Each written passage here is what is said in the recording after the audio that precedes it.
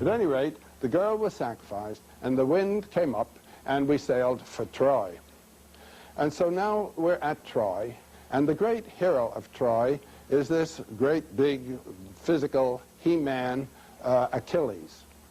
And I want to use him in this story as representing the masculine attitude, the sheerly brutal masculine attitude, and their relationship to women as that of master to property. Who owns this woman? Whose woman is she? Whose woman was Helen anyhow?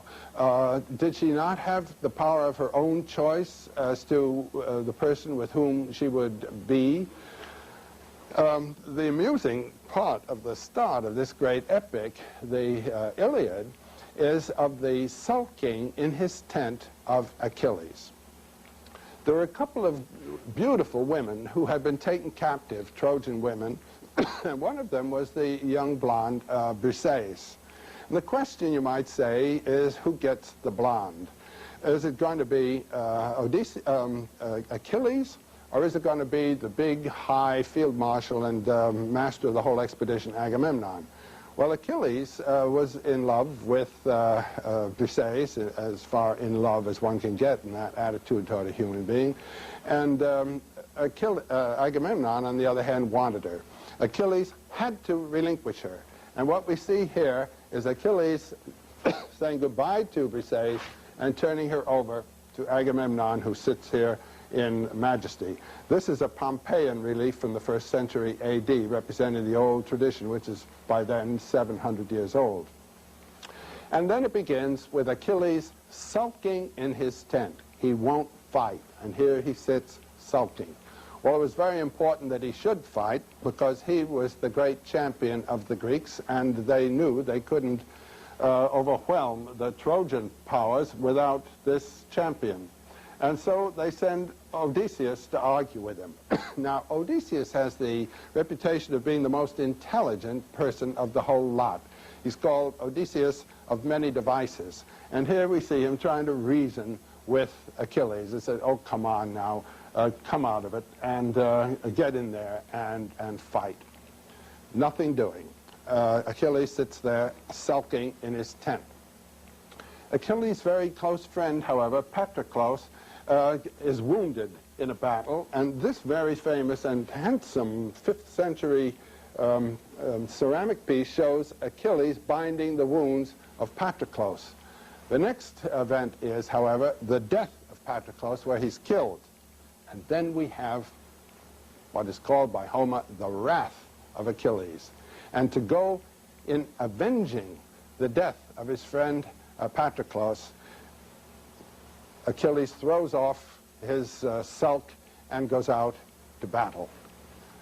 Now, the great context of the Iliad is a context of battle and warcraft. It's the great, magnificent statement of Bronze Age warrior life. The ultimate victory, however, the ultimate combat, is a championship combat between Achilles and Hector. Hector, the master of Troy, the great champion of Troy. It's a very interesting thing about this Greek epic.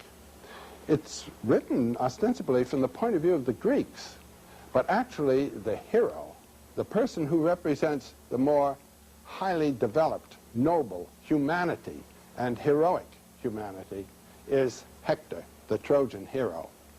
And here in this slide that I'm showing, we have Hector saying goodbye to his wife Andromache. It's a lovely scene. He has this great helmet on, and on her arm, not shown here, but it will be seen in the next slide, is their child Astyanax, a lovely little boy who is afraid of his father's helmet. And there's a gentle, tender scene where the father takes the helmet off and puts it down so as not to frighten his little boy, and he's saying goodbye to go out to war and to his death.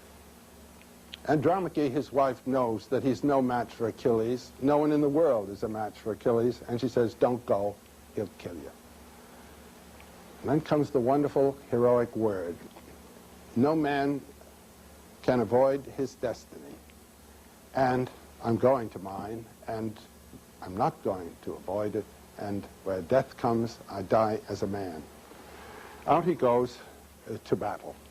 And here we see from an early 9th century metal bas-relief the departure here of a war hero stepping into these light war chariots, and the wife there with the little child on her shoulder. It's a very tender, it's a beautiful, it's a very human scene, and it's rendered here in a lovely way.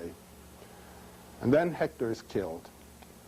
And he's killed by this great, powerful man, who then ties his corpse to his chariot and drives him 3 times, insultingly, you might say, around Troy.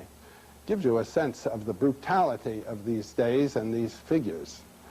However, there is a theory that Troy was not only protected by walls of stone, but protected also by walls of magic. And that this driving around Troy in this way with the corpse of Hector at the chariot, dragged behind the chariot, was a way of unwinding the magic. In any case, another beautiful scene where the Trojans are greater than Achilles, at any rate, is that of Priam, the father of Hector, come to claim his son's body, to ask for it from Achilles. And here we have coming with gifts to this warrior conqueror, begging for the return of his son.